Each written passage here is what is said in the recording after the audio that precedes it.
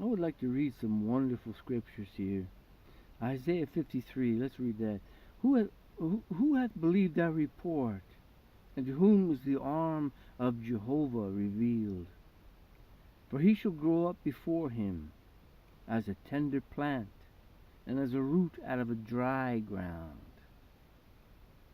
He hath no form nor comeliness, and when we shall see him, there is no beauty that we should desire him. In fact, he is despised and rejected of men, a man of sorrows and acquainted with grief. Isn't this amazing? Do you hear this? And we hid, as it were, our faces from him. He was despised, and we esteemed him not.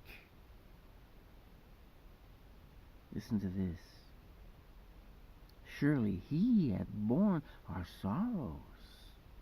Do you understand? And we did esteem him as stricken, smitten of God, afflicted.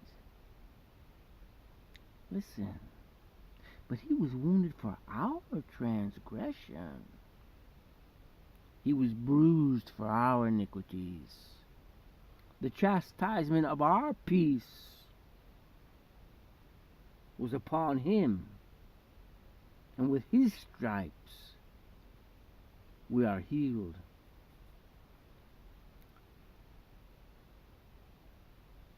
Yeah, he was a great gift to mankind. But the chastisement that was meant for the wicked, they put on him, just like they did in the Old Testament. Remember? Instead of paying for their sins, they'd kill a sheep and say, okay, well, the sheep will take it. Sheep will take the punishment that we're supposed to deserve. Don't they see? Verse 6, all we like sheep have gone astray. Wow. Like no other time in history is this true. How far astray is it possible for people to go? It's disgusting. We have turned every one to his own way, and how perverted that way is. And Jehovah hath laid on him the iniquity of us all. He was punished. We deserve it. But he was punished instead. Are you going to come to God? Listen to verse 7. He was oppressed. He was afflicted. Not by God, but by men. And yet he opened not his mouth. There's nothing more to say at that time, was there? He had done his preaching. He is brought as a lamb to the slaughter. There's no fight in him. He didn't resist them with a sword. But he was brokenhearted. That's what he was. Brokenhearted. As a sheep before her shearers is dumb, so he opened not his mouth. He was taken from prison and from judgment. And who should declare his generation? He declared them. He declared what they were. And they killed him for it. For he was cut off out of the land of the living. Wow. Not allowed to live on this planet. Not allowed to live on the earth. He wasn't worthy in their eyes to live, to be alive. For the transgression of my people was he stricken. And he made his grave with the wicked. Yeah, he was a wicked, wicked person, Jesus Christ. That was the judgment on him. And with the rich in his death, yeah, some noble-minded rich people took him up and put him in their tomb, Joseph, because he had done no violence, neither was any deceit in his mouth. That didn't matter. They don't like straight talkers. You're not supposed to talk straight in this world. The devil doesn't like that. Didn't you know that? Yeah, he doesn't like you to talk straight. He doesn't want you to speak the truth. Yeah. We learn that, don't we? As we grow up. Everything's backwards. Bad is good. Good is bad.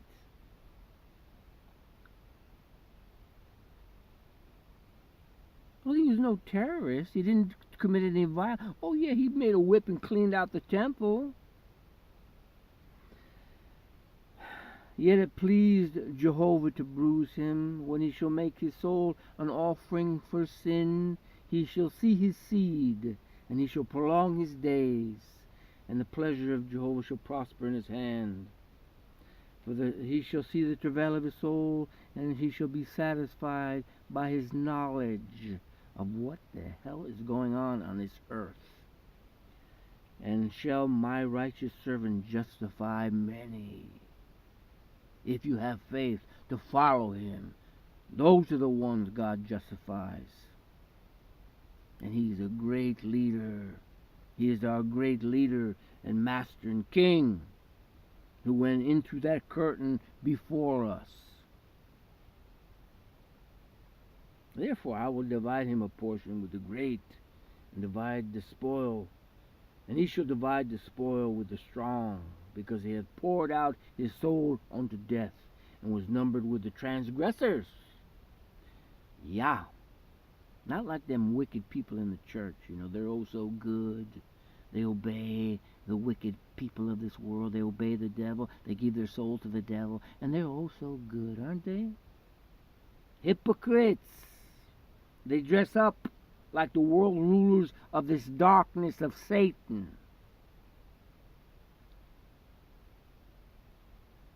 And he was numbered with the transgressors, and he bare the sins of many, and made intercession for the transgressors. Yeah. So, what do we have in this world today? Anyway, it's plain from this, you see, we're not to avenge ourselves. Do not avenge yourself, beloved, but yield place for the wrath. See, I've been reading the Old Testament. You ought to get I got these tapes that were given to me for free, and I play those things all the time. I've been hearing about. They're only for the Old Testament, but I've been reading them. I'm not reading them, yeah, but reading them and listening. When I'm not listening, I'm reading. You ought to fill your mind with what God has said, what God has provided. Everything's going to become real clear to you if every day you listen to God.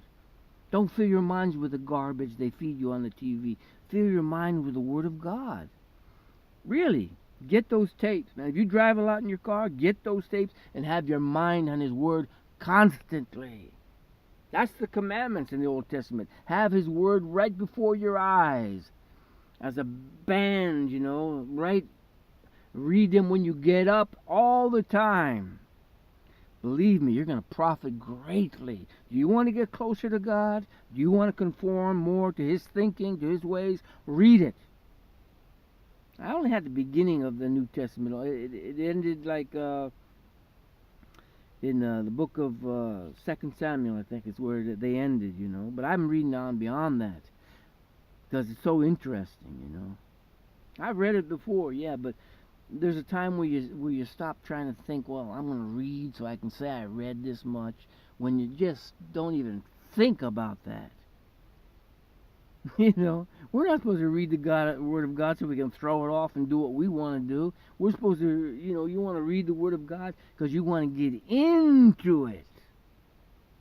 You want to be covered with it. You want to be swimming in it. You know? You're going to benefit greatly by doing that. I have the King James Bible on tape. Don't use them phony translations that don't know what they're talking about, that don't know God, from the phony churches and Kingdom Hall place, whatever that is. Don't read the garbage.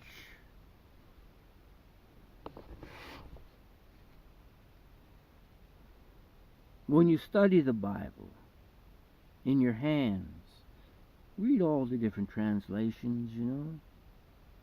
It's pretty telling. But don't set your heart on one that produces one church that's compromised themselves with the Satan, the devil.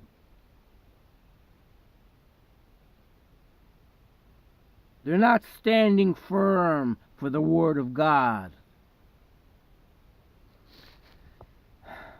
And so, my dear friends, you will be benefited greatly.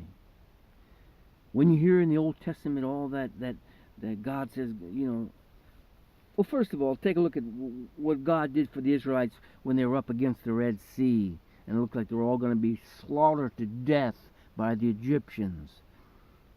How Moses put his hand out over the sea and divided the waves, and those Egyptians were all drowned after his people went through.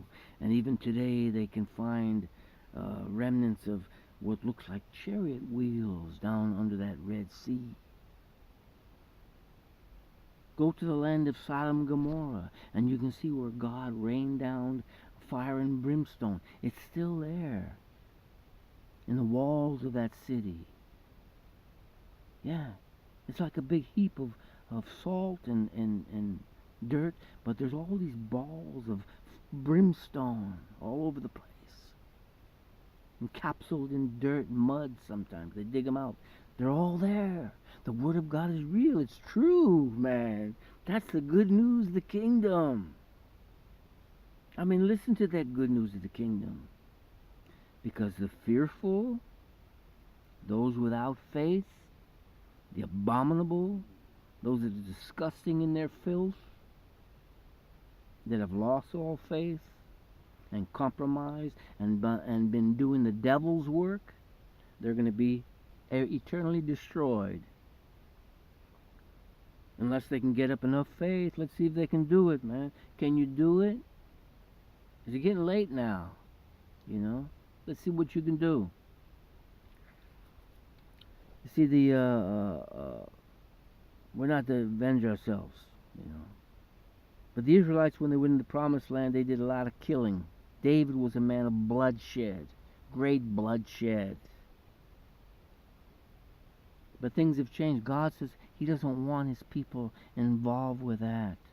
He wants them doing good works. Love your enemies. Just do good works. It's real easy. You don't have to kill anybody. You're not supposed to. Just love people.